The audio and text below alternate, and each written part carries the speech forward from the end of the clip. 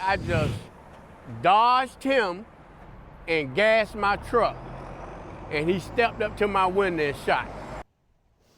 We are hearing tonight from a man who survived a deadly mass shooting in Riviera Beach. One person was killed and 4 others were hurt when police say a man started shooting at people near the Azure Estates apartments last week. Reporter Rachel Perry joins us now live from the police station. And Rachel, how is that victim doing tonight? Well, he's out of the hospital now and recovering. Now, he tells me he grew up here in Riviera Beach and would have never thought he'd be in the hospital with a gunshot wound at 65 years old.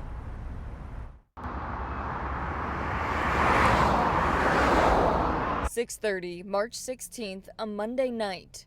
All I could think of at that time was react to the will to live.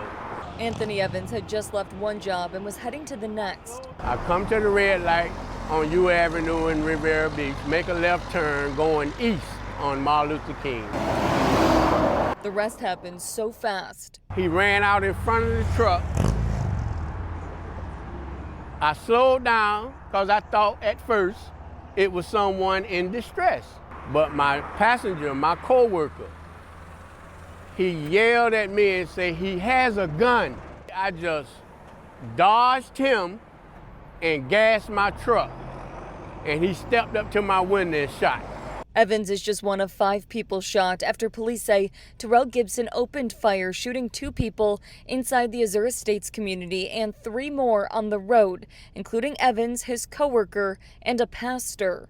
I threw up my hand, and the bullet penetrated my hand, went through his arm, and through his leg, and into the door of my truck.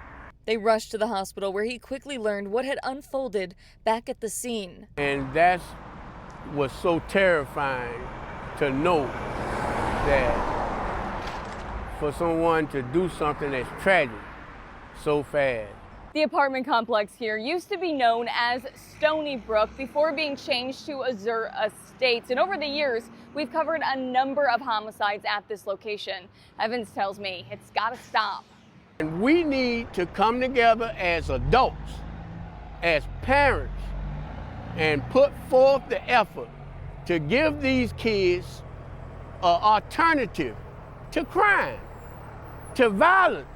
Now looking back, Evans says that night almost doesn't feel real. You would never have known that something could happen that fast and be that terrifying for not only me, but for the other victims as well.